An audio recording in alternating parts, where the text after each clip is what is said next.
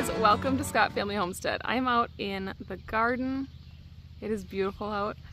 Finally, I have an in-ground garden that is growing well. I'm so proud of this and I'm so excited. We're gonna have a lot of food. So we've got the onions, the green beans, the potatoes are all doing amazing out here on the big trellises, extra tomatoes. The high tunnel is full of tomatoes and peppers.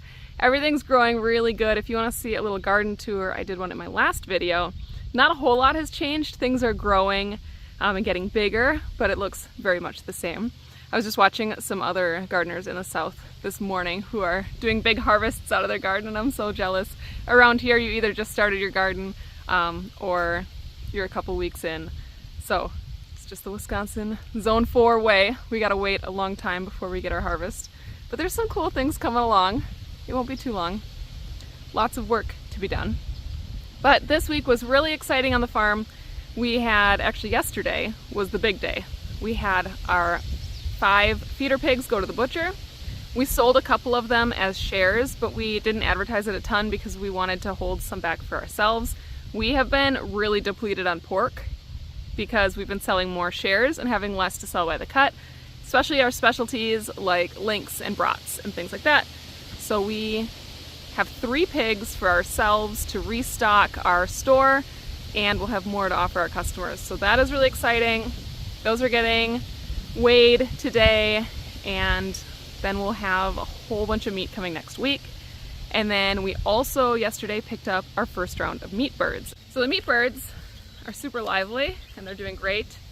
We've had a couple rough batches of meat birds in the past, and I don't know, maybe it's because we did so many of them.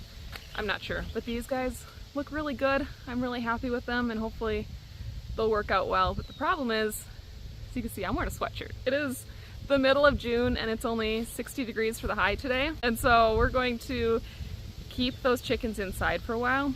We have a brooder room in the barn, but when it's 40 degrees at night and like chilly, I just don't trust that there's enough space under the heat for them. So we're gonna keep them inside for a little bit, then they'll go to the brooder room, and then they'll be out in chicken tractors in a couple weeks. And we run them all through the orchard and alongside the high tunnel, and the grass grows amazing there because they've been fertilizing it for years. But it helps fertilize our trees, and we really like doing it that way. So we're happy they're here. In about 8 weeks, we'll have chicken. We're doing smaller batch this time. Last year we were doing 120 at a time. This time we're doing 50 at a time because we're going to butcher them ourselves to try to save some money. It's like over $4 a bird around here to get them butchered, plus you have to haul them there and back. And it's been making it really hard for us to turn a profit because when you have a, say, 4 or 5 pound chicken that you're selling at $4 a pound, say you got $18 you can sell this chicken for. Well, you've paid for the bird, probably about $3, and then you've got the butcher fees of $4, and then you've got all the feed. And by the time you add everything in, we're not even talking about infrastructure, chicken tractors, that sort of thing. By the time you're all in, you're barely making a profit at the end of it. So in order to try to help out our customers, get our prices lowered, or at least keep our prices the same and be able to actually get some kind of profit out of this, we're gonna go ahead and try to butcher all these ourselves. This week, we also did a big cattle shuffle. So we moved Suki and Rosie back to our home field. They are due to have babies either in July or August. Because they're with the bull, we're not entirely sure on due dates, but we have a general idea of when that window starts. So that's coming up in about a month. So we've got them back here. Rosie had adopted Dilly, who is our little bull calf that we had as a bottle calf. And he was still nursing on her out in that other field. So she is getting dried off. It's probably a little late to dry her off. We should have done it sooner. But we use the Synergy product, and I have a video about that, about how we use that to dry off our cows. But she got that this week. We milked her one more time after getting Dilly off of her, and then we gave her the Synergy oil injections, and then she should be good. She looks great, so I'm not too worried about it. I saw her in heat where she shouldn't be due in July. She should be due in August. So she's got a couple months here at least. So that's a good dry period. She'll be all right. I think we might be getting out of dairy for a little while. The plan right now is to keep Sage, who is Rosie's yearling heifer, and possibly breed her for milk next year. But I think we're looking at selling Rosie. She's an amazing cow. We just milked her out the other day and got 2.5 gallons. So she's like over 9 months into her lactation and she's still giving that much milk. She's an amazing cow for milk production. She'll be a nurse cow if you need her, apparently, because that's what she did for us. She can be hand milked, she can be machine milked. She came from a dairy, and so she's a really good multi-purpose cow. She's not kicky, and she's very well trained to the milk stanchion, but she's not the like snuggle with her kind of cow. She's very business. So she'll come in for her stanchion. She likes little pets and things like that, but she's not a super friendly cow, but she's not mean. So she could really be the perfect milk cow for somebody, especially if you're looking for higher production. She's a pretty decent sized cow. So if you're looking for a milk cow in central Wisconsin, we should talk. Let me know. I'm still debating because she is a really good cow. Her production is really good. We're just in a really rough spot where milking her every day doesn't seem feasible for us in these coming months. But I would have a hard time letting her go. So we'll just kind of see how that goes. But we'll for sure keep Sage as our kind of back pocket heifer and get back into dairy sooner than later, hopefully. So then we brought all of the mamas and their steer calves. So they're all steered now. We banded them all. So that's Moonstone, Jasper, and Emerald, and their moms are all out with Digger. So they can be bred back for late March, early April calves, probably more likely April calves at this point. And they are on the big field with the tall grass. They're absolutely loving it. They'll all be happy out there, plenty of hay to eat, their conditions should be great, and they can still nurse their babies. But they're out there with Digger and Dilly. Dilly's not really old enough to breed anybody, but he's pretty excited there's some ladies out there. And so he is getting along well with the calves. They had to, kind of set their boundaries, and Dilly, of course, wanted to push the ladies around because he's low on the totem pole with Digger. So he went head to head with a couple of our ladies, but they put him in his place. You are a calf. So he's getting along with the calves. He's hanging out. Everybody got all their stuff figured out. They're good to go. But that hay is tall. It is hay season, so we are working through that as well. It has been super rainy. We're waiting for a good opportunity here. It seems like this weekend might be it. It's Father's Day weekend, so happy Father's Day to all the dads out there. Ryan's gonna be making hay, pretty sure. So that's his Father's Day. We'll make a nice dinner and make a celebration out of it. But yeah, it's gonna be a busy one. It's really no rest this time of year. Now the big project for today is cleaning freezers because we got all these pigs coming back. I have a lot of freezer space, so that's not really the issue. It's more of getting everything organized and making space for all the new stuff and trying to use up the old stuff. So when we get to this point, kind of the older meats become our meat. That's what we feed our family with. And that's why we don't get a lot of the specialty stuff like the brats and the links and the stuff that sells really well goes to customers first. So we get a lot of roasts and chops. So I'm gonna organize those. We have a lot of lard left over. So I'm gonna make some batches of soap. These will be in separate videos, more than likely. And then I have some meat birds. I got a lot of meat birds. So we're gonna go ahead and take some chicken and break it down, part it all out, and refreeze it so that we have some easier meals coming up for the busy season. We also have a steer coming back next month. So Dougie, he is going to the butcher in July. He is a Jersey Highland cross. I have not been able to find much about Jersey Highland cross beef at all. There's not much out there. So I'm very interested to see how he turns out, what he tastes like, if he's marbled, is he gonna have that yellow Jersey fat. He is almost exactly 2 years old, and he's not huge. He's on the smaller side, but he's not skinny. We've been grain feeding him twice a day for the last couple months. He'll be about 3 months in on grain when we take him in. So I think he's in pretty good shape for it, but I'm very interested to see how that beef tastes. It's not a combination that we're going in on and breeding specifically for. We're not going to have a whole lot more Highland Jersey beef coming, so it's not like we're all in on this and we're hoping it tastes good. We just are very curious. So leave me a comment. Have you had Jersey beef? Have you had Highland beef? And especially, have you ever had Jersey Highland cross beef? And what did you think? We are not going to sell any of it until we know what we think of it. And then from that point, I think I might just do some sampler packs and some ground beef packs. Obviously, if it's not very good, I'm not going to sell it. But ground beef is ground beef. I feel like that's going to be good no matter what. But we'll see. We'll see how it goes. We'll see how it goes. I haven't committed to selling like a quarter or a half to anybody because I don't know what it's going to taste like. I don't know if it's going to be gamey. I don't know if it's going to be tender or tough. So we're going to try it first. If it's good, we'll do some sampler packs so people can like try it out. I think that would be a cool way to sell it. And then some ground beef packs because people always like that. But our beef, I'm sure, will go super fast because it always does. And then our next beef is Fen a year from now. So anyways, the goal is to clean the freezers and make one freezer for pork. I can fit about 3 pigs in one freezer. So if I have one empty, that will fit. And then I'm hoping to get another freezer just for beef. But we'll see if I can empty 2 out of the 4 today, get everything organized. All right, here's my first 2 freezers. I have these magnetic price lists on here, and they all need to be redone. This is all old, so I'll take these off and get them all drawn up with new pricing. Thankfully, since we started doing this, we've only lowered our prices. So we started kind of on the higher end, except our bundles were really good deals. And we've slowly kind of figured out how low we could let things go for. And we've lowered our prices on a lot of things or kept them steady. Even our beef, when beef prices went up, we kept our beef prices steady. So I'm very happy with that. I have a whole video on which of our systems turn a profit and which ones we lose money on.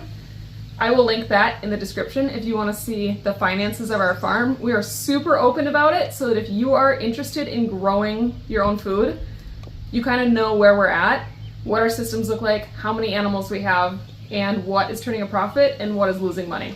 So that's a really helpful video if you're getting started homesteading or farming. So I have tried in every circumstance to lower my prices as low as I could go while still offering high quality, pasture raised, born and raised here on our farm food. So support your local farmer. If you want to check out the finances, go check out that video.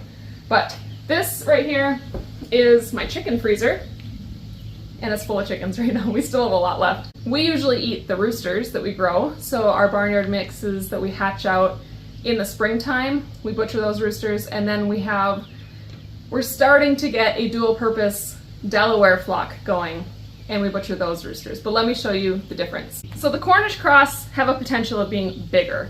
So you're gonna raise them for 8 weeks, maybe 9 weeks until they're the size that you want. This is kind of one on the smaller side just for comparison to the Delawares. So this is a 3.5 pound chicken. You can see the breasts on here. It's a good amount of meat. We don't have very many in this size left because this is our most popular sized bird. Fits in a crock pot or a pressure cooker and has a really good amount of meat on it. Now, 3.5 pound rooster, still a good amount of meat, completely different body structure. You can see the bone here and really small breasts on here. It's really good tender meat, especially if you slow cook it, but it's not the same structure as one of these little meatballs, the little Cornish cross. My biggest rooster this year I think was 5 pounds. This here is a 5.5 pound Cornish cross. So you can just see like there's meat on here, and it is a good amount of meat. So some of these are getting a little frosty like this. So I'm gonna take these, and the bigger sizes don't sell as well just because they cost more per bird. A 5.5 pound chicken at $4 a pound is going to be $22, which is a lot for a meal. And I know when you go out to eat, $22 is probably not that much, but people are hesitant to spend that on a farm product. So I'm gonna keep these 3.5 pound ones in the freezer. They sell better and we sell them in bundles. And I'm gonna take the bigger ones and part them out. This is exactly what I want to feed my family if I want to put chicken breasts aside. So I'm gonna take the breasts off. I package those in a 4-pack that usually feeds our family of 6. We have a big bird like this. We do the legs in a 12 pack. We do the wings in a 24 pack, and then we do the thighs in a 6 pack. So the best way for me to get what I want packaged up is to do 12 chickens at once. So if we're butchering ourselves, I would just butcher them and part them all out. For this, we're gonna have to thaw them out, part them out, and refreeze. So I'm gonna grab these big ones. We're gonna get 12 of them, and we'll be able to repackage these. I do have a chicken butchering video, which does show how we butcher our chickens. You can find that on our channel as well, and I will link it below. Now the roosters, these are great if you just cook them whole. So I'm gonna keep these in the freezer. We'll cook these whole at a later date. I like to cook a bunch at once and just pull all the meat off, but sometimes just one at a time if we need a quick dinner. The best way that we sell our chicken are in the bundles. So we've got our small bundle. These are like 3 to 3.5 pound chickens. We've got our medium bundle. These are like 4 to 4.5 pound chickens, and then we have our large bundle. And these are 4.5 pounds or more per chicken.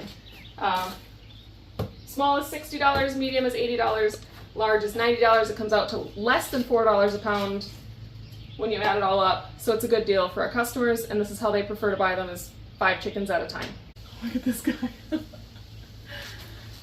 5.8 pounds. Look at that guy. Woo, that's some meat. 12. Now this is a good day to do this because it's only 60 degrees out. If it were 80, 85, my freezers would be a little bit more upset. If you heard that beep in there, that is my freezer alarm telling me that it's getting too warm in there just because I had the door open. So I'm not going to open this freezer again until it can cool down a little bit. They also have the option to put into a deep freeze, so when I'm done in here, we can put deep freeze and they'll get really cold again. So we monitor all of our temperatures all the time on all 4 freezers. We're talking over 60 pounds of chicken in here that we're gonna get all parted out to feed our family this summer. We've just been cooking whole chickens for the most part, or maybe we pull out one chicken and like part it out and use it for a couple days. But I'm excited to get all this done, repackaged, and I cleared a ton of space. So now I have all my roosters, all my Delaware roosters in another freezer, and I'm gonna take all of those and put them in the drawer in the bottom of this freezer. And some people do request the dual purpose chickens. They want them more than the Cornish cross. I think because the Delawares are more free range, they are more natural habit. They grow for 22 weeks approximately, and people just prefer that they're out eating bugs and grass and they're growing on that kind of forage, whereas the Cornish cross are sitting there at a feeder just like eating grain all day long. So some people prefer those, so I still do have them available and marked for sale. They're still processed at the butcher, so in case anybody wants those, otherwise I'll shop from our freezers and we will use them up. But now all of our chicken will be in this one freezer. That's gonna open up a ton of space. All right, now we're at the back 2 freezers.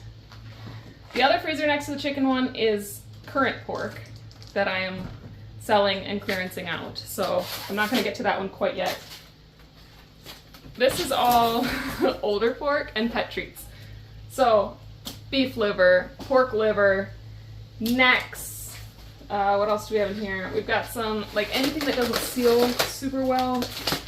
I don't sell stuff that doesn't have a good seal on it. So this isn't that old, this is from our last batch, but for whatever reason it just didn't seal well, so we will eat this. So this freezer is like leftovers, which is a little bit weird. If somebody specifically wanted something like to feed their pets, I would sell some of this stuff, as long as they knew the condition of it. But otherwise, we eat from this freezer a lot, and we make pet treats that we sell. So all of our liver is made into freeze-dried raw pet treats, and we sell those at our farm stand. I also have so much lard. I take all the lard, and if our customers who order shares don't want their lard, I also request theirs. Sometimes the butcher can do it, sometimes I can't. Same with the liver. I will take your liver. If you order from us, you can request on there that anything that you don't want gets sent back to the producer. So this is gonna make soap. We make old-fashioned soap with this. I'm gonna grab a couple of these. I don't have any rendered lard right now. I think I'll do 3 of these. All right, I also have this whole bottom drawer down here is pork hocks. So I'm gonna have to do something with those for our family. And then I've got this bag of chicken feet. So I gotta deal with that. and some older hams. Honestly, I have tons of space in here, so we can move stuff in here. I'm gonna let it get cold for a second. Now I got my lard out of there. This other freezer also has lard in it, and all of our roosters and a couple more chicken parts, chicken feet, chicken gizzards, chicken livers, and chicken hearts all get made into pet treats. So I need to get my freeze dryer fired up and just start getting going on those, getting them packaged up, because we clear a ton more space. I can combine these two freezers into the pet treat and product freezers. So lard, which is gonna be made into soap, organs are gonna be made into pet treats, all of that stuff can go in there. This is my freezer of current pork, of things that are still for sale, and it's looking pretty slim. So we're gonna get this condensed down. I really like these boxes. I'll link these boxes too. So I have, these are the 8-inch, I believe. But today I just reordered a variety pack that has 8-inch, 6-inch, and 4-inch, which I think will work really good for like our pork, our ground pork and pork sausage and anything that comes in a tube. And so I'm gonna have different sizes. But these are great in the freezer. I think they're 12 inches deep, which I can go 16 inches on my freezers, sometimes 17, depending on what shelf it's on and if there's something on the back of the freezer. And so I really like these. And then for the chickens and our bigger bundles, we use these larger boxes. I can also link those. And they come with a lid. So with the chickens, they can't close because there's too much meat in there. But for a lot of our bundles, they close up. We also have boxes when we do our smaller bundles. I've got white ones and black ones, and I will link those as well. We do our $30 boxes of pork. Those are in smaller boxes because those are generally about 5 pounds of meat, and they fit in the smaller boxes that have a lid. We put our sticker on there and they're perfect. So boxes are not super cheap, but I think it's the nicer way of selling meat is in like a nice container. So people can use it in their freezer if they want, or they can recycle it, whatever works, but we're able to put our branding on there and we're able to kind of bundle things up. They store really nicely in the freezer. We can package a bunch of bundles all at once and then just sell through them and have them ready to go when you want to order. We don't do farmers markets. We just sell from our farm. So people have to message us or email us to reserve, and then we schedule a pickup time. It works for us. We're selling through our meat and eggs and things fast enough that we don't have to leave the farm to sell those things. That is our freezer situation. Now that I've reviewed this, we definitely have enough room, and then this whole freezer will be all brand new pork, organized and ready to go, and I'm really excited. So here's my project cooler. I've got all that lard, a whole bunch of chickens. We'll get this put inside in our spare fridge, and when stuff starts to get thawed out, I'll start working through that. All right, chickens. Roosters at the bottom. Pork freezer, completely empty. Clearance freezer, just a couple things. A lot of space. And the pet treats freezer. Loaded up and ready for some projects. All right, if you are a producer or looking to produce, that was probably helpful. Otherwise, thank you for sticking with me. Probably not the most interesting video ever, is watching somebody go through their freezers, but here we are. We have a lot of products that we grow here on our farm. Some of them sell really well, some of them we have to find other uses for, like the pet treats. I'm really happy with where we're at. We don't have a lot of stuff just sitting in the freezers that don't have a plan for them. The number one thing is neck bones and hocks. I get way too many neck bones and hocks, and we don't always have a use for them. This time I actually turned down the neck bones. I'm hoping they'll grind any meat that's on that. I usually try to accept everything. So we want like the liver, the lard, the neck bones, the hocks, everything that some people turn down, we try to take. But I need to find a better use for that. So if you are growing pork, what are you using those for? Because they don't smoke the hocks, so we have to smoke them ourselves. And we get so many of them. So what are you using hocks for? What are you using neck bones for? What are you using your lard for? Because we do a lot of rendering lard and I'm making a lot of soap with it, but I still have a surplus. So, or if you're local and you want any of those 3 products, I have a lot and I'll sell it to you at a discount. So let me know. Anyways, thank you so much for hanging out with me. I'll catch you on the next one. Bye, guys.